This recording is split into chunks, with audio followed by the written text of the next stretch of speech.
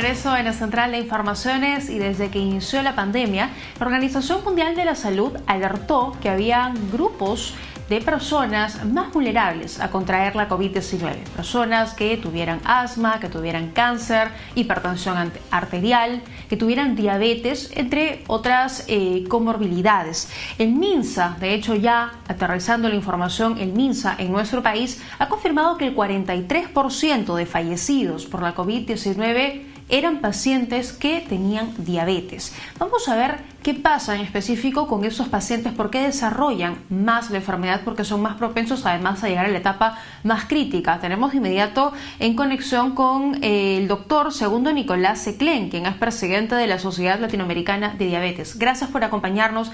Bienvenido a RPP Noticias. Muy buenas tardes y muchas gracias por la entrevista para informar a sus auditores de cómo está el tema de la diabetes en el Perú actualmente. Así es, doctor Seclén. ¿Por qué los pacientes diabéticos son más propensos o más vulnerables a tener la COVID-19 y entiendo además a desarrollar la etapa más crítica de la enfermedad? Bueno, es uno de los grupos, como ha sido identificado no solo en el Perú, sino en todo el mundo, uno de los grupos más vulnerables porque de base tienen un sistema inmunitario de defensa, de respuesta a las infecciones disminuido, está un poco alterado. Sobre todo lo relacionado al sistema macrófago, que son los que engloban a los virus o las bacterias que entran, la destruyen y producen anticuerpos. Entonces el sistema lo tiene enlentecido, ¿no? Envejecido, diríamos, en general. Y más aún cuando el control de la enfermedad impide que la glucosa esté en límites adecuados y más bien estén altas, ese fenómeno de hiperglicemia descompensada es lo que permite que el virus entre más rápidamente en los pulmones y a los otros órganos que son comprometidos, como son el corazón, el riñón y el sistema neurológico, que se ha visto que actualmente también está comprometido.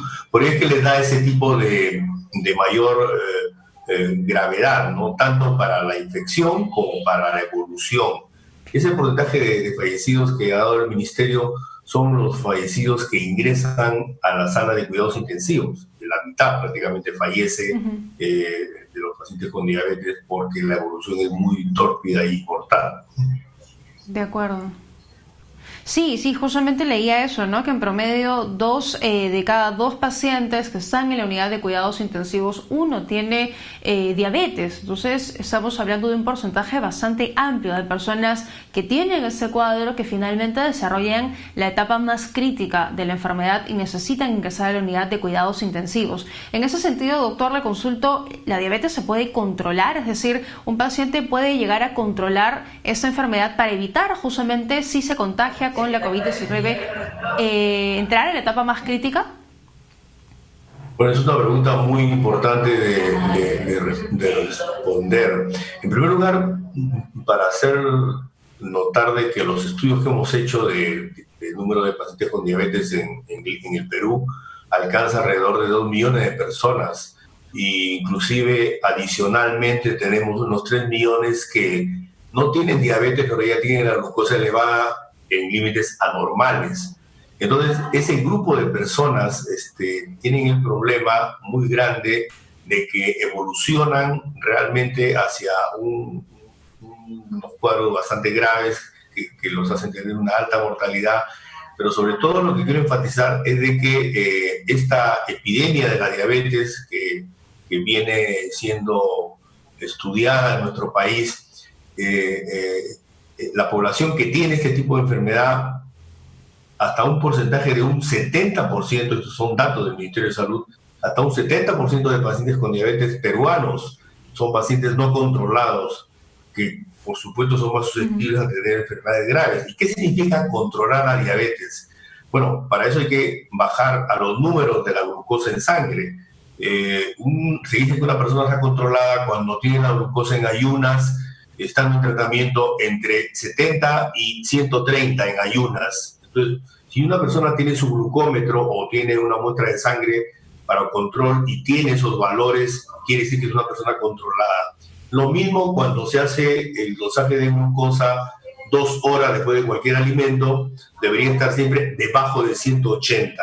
Esos dos valores de glucosa en la sangre dicen que una persona con diabetes está controlada, pero ahora mismo hay otro marcador que lamentablemente no puede ser utilizado por toda la población peruana porque en algunos sitios no es estandarizado, es lo que se llama hemoglobina glicosilada, que es, digamos, un resumen de las 3 meses previos que han habido de glucosa, tanto en ayunas como post comidas. Y esa glucosa esa hemoglobina glicosilada debería estar menos del 7%. Entonces, si tenemos una persona con diabetes con una glucosa en ayunas menos de 130, 2 horas después de cualquier alimento, menos de 180, y una glicosilada menos del 7%, podemos decir que una persona con diabetes está controlada. Pero lamentablemente, como dije anteriormente, el 70% de la población con diabetes en nuestro país está absolutamente fuera de control y por lo tanto son las personas más expuestas a tener la enfermedad y a hacer un desarrollo grave que lo lleva a unidades de cuidado intensivo y lo lleva finalmente a la mortalidad. O sea que el tema aquí radica en que se extienda un programa educativo en la población. Hay inclusive un programa nacional de diabetes que está pendiente de ser implementado en el Ministerio de Salud, que conduzca a que estas personas tengan un buen control y por lo tanto estén exentas de estas infecciones que no solamente son por virus, son infecciones también por otro tipo de bacterias. De acuerdo, es importante, ¿no? Sin duda esa campaña y esa atención médica que usted nos refiere, pero leía yo, corríjame usted, que la diabetes, a diferencia de otras enfermedades, depende de uno mismo, porque uno elige qué comer, qué beber, qué actividad física va a seguir, a diferencia de otras enfermedades que, digamos, van avanzando a su propio ritmo. En ese sentido, ¿qué hábitos tendría que tener una persona con diabetes para mejorar su calidad de vida? Efectivamente, o sea, estas enfermedades como la diabetes tienen mucho que ver con las condiciones que se llaman de estilos de vida saludable, ¿no? En primer lugar, hay necesidad de que se eduque a este grupo de personas de que deben de evitar comidas con alta cantidad de grasa y alta cantidad de carbohidratos. No solamente porque elevan la glucosa, sino porque producen lo que nosotros llamamos un estrés oxidativo, o sea, atacan la mayoría del sistema circulatorio, tanto vasos pequeños como vasos grandes, y por lo tanto el tema alimenticio es muy importante. Las enfermedades crónicas que se producen en este país, que incluyen la diabetes, son básicamente porque la alimentación es muy mala. ¿Y a dónde lleva esa mala alimentación de comer este tipo de alimentos con altas calorías? A la obesidad. En el país, tengo que dar otra cifra lamentablemente mala, el 60% de personas mayores de 18 años tienen sobrepeso y obesidad. Y un 25%, o sea, la cuarta parte de la población peruana tiene obesidad. O sea, estamos realmente en un ambiente en el cual la obesidad y por lo tanto la presencia de diabetes como consecuencia del aumento de peso hace que estas personas tengan esa proclividad a tener infecciones y a evolucionar más claramente, por ejemplo, con el coronavirus. Claro. Ahora, este estilo de vida significa comer saludablemente. ¿Qué significa? Que tiene que comer una cantidad correcta de verduras, de frutas, tiene que reducir la cantidad de carbohidratos, acá comemos demasiado arroz en general, tiene que comer carnes de fácil digestión como las carnes blancas y la cantidad de calorías debe ser fijada en función del peso. Si una persona está con sobrepeso hay que bajar las calorías, si una persona está con peso disminuido hay que subir las calorías, y si una persona está en un peso normal puede mantener esa proporción de carbohidratos, de proteínas y de grasas en concentraciones adecuadas.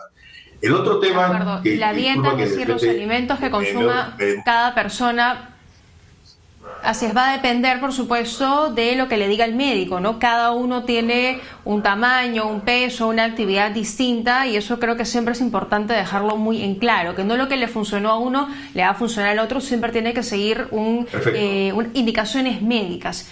Doctor Seclen, ¿qué debería hacer una persona, un paciente con diabetes que tiene sospechas que tiene la COVID-19? ¿Qué tendría que hacer?